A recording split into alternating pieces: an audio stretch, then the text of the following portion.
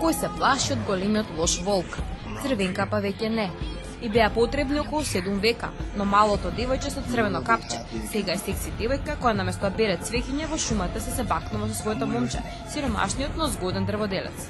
Со други зборови, новата адаптација на старата бајка не е баш наменета за најмалите. Повеќе станува збор за екранизација на возрастна фантазија за тоа како би можел да се толкува односот на Црвенкапа и волкот.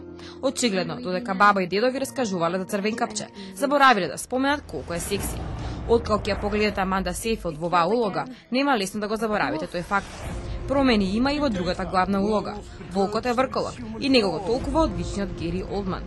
За новата верзија на старата приказна, полна со секси насилство, ќе мораме да почекаме до пролет. За да знаете што можете да очекувате, доволно е да споменеме дека режисер на Црвенкапа е Кетрин Хардвик, режисерката која го потпише серијалот Twilight. Типката очигледно е обседната со вампири и врколаци.